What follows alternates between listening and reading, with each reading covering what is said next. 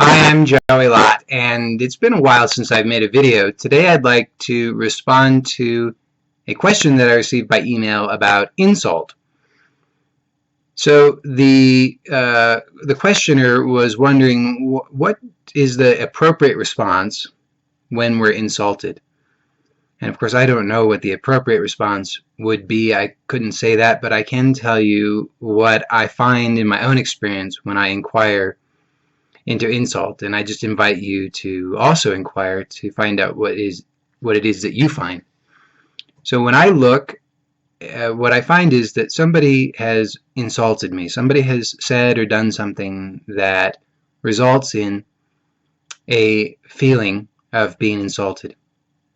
Now, normally, throughout most of my life, when I've felt insulted, I felt that I had to do something about that. And of course, there may be times when it is appropriate or necessary to do something about that. I couldn't say, because I think it really depends on every circumstance. But when I inquire into the direct experience of what it is to be insulted, what I find is simply that there is a feeling. And that feeling does not inherently require a response. The situation may or may not dictate a response, but the feeling does not seem to actually dictate a response. What I find is that feeling underneath, the feeling is an emotion. In my experience, typically it's anger. But I'm not suggesting that that would be what you would find. I'm just telling you what my finding is, and I usually find anger, and then underneath the anger I usually discover fear. Now, fear is, in my experience, a very powerful energy. And it's one that I have misunderstood throughout most of my life. It's something that I thought that I had to get rid of at all costs. It seemed to me that fear was absolutely unacceptable. The same was true of anger, by the way. So what I've experienced, or what I've discovered through this inquiry for myself, is that I don't have to, I'm not obligated to get rid of the emotion. That emotion does not necessitate any activity to get rid of it. In fact, what I've discovered for myself, and again, I'm not suggesting that this is universally true, but you can look for yourself to see if you find something similar. What I've found is that any attempt to get rid of, in this case I'm talking about fear, but this would be true of any emotion, but if I'm trying to get rid of fear, what it does for me is it reinforces that the fear is appropriate and necessary.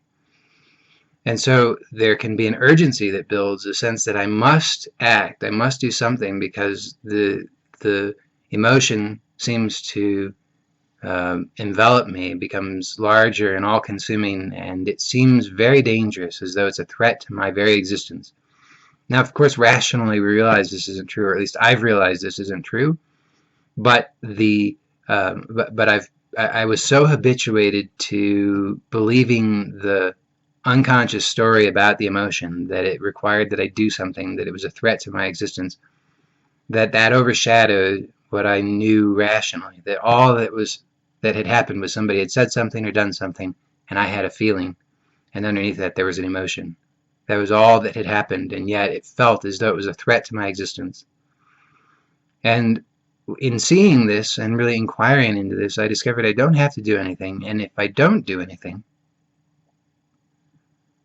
and I'm not saying that this always has to be the case, or that you have to do this inquiry forever and ever. It's just that in the moment, what I found is if I do the inquiry, that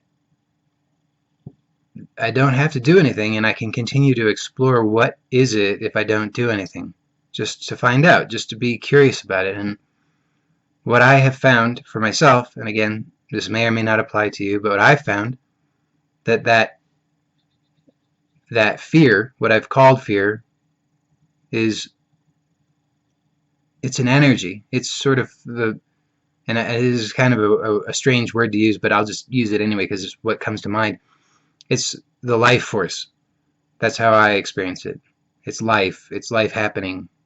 It's energy, it's movement, and that's what it seems to be. It doesn't seem to be what I thought it was. So I thought that it was fear, and I thought that fear, because this does seem to be true, fear, when there's fear that's in response to a genuine threat, uh, that that fear would prompt a reaction to help avoid the threat. But most of the time, what I found is that fear is based on a mistaken condition or conditioning, where I innocently had paired the belief that that there was a threat to my life with the circumstance. So somebody says or does something, I feel insulted, and I had paired that feeling of insult with the sense that there's actual threat to my being. There's danger here. I might be killed. And because I acted upon that as if that was true for all those years, the outcome was, in my case, that the fear continued to appear under those circumstances. I assumed that the fear was appropriate, and I behaved by trying to get rid of the fear, doing whatever it took to get rid of the fear, which was just essentially a vicious cycle that kept this whole thing locked in place. And all that was happening was that somebody said or did something, I had a feeling, and that there was some conditioning that said that was indicative of a threat to my existence. That was it. There was no actual threat, but I had never paused long enough to actually discover that directly, physiologically, not just to think about it, not just to rationally know, but to actually pause and discover that directly for myself through my body, through the direct experience. Once I began to inquire in that way, I became more familiar with what was going on, and I had we'll call it an increasing clarity about that, so that there's kind of a discernment now where if there's a feeling, I'm better able to determine quite quickly whether there's an actual threat or not. And I can't think of a time in recent history when there's been an actual threat. There can be real threats, of course, but it's just that I live a very non-threatening life. And so I don't experience a lot of genuine threat. So that's been my experience. I hope that's been helpful to you. As always, if you have any questions, feel free to send me an email to joeylott@gmail.com. That is far superior to leaving comments. I do appreciate the comments, either on Facebook or on YouTube. That's always really appreciated, but I don't always have an opportunity to read those.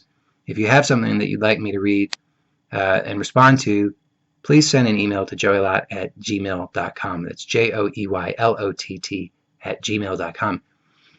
If you're watching this on Facebook, please like my page and share it with others who you think might also enjoy the page.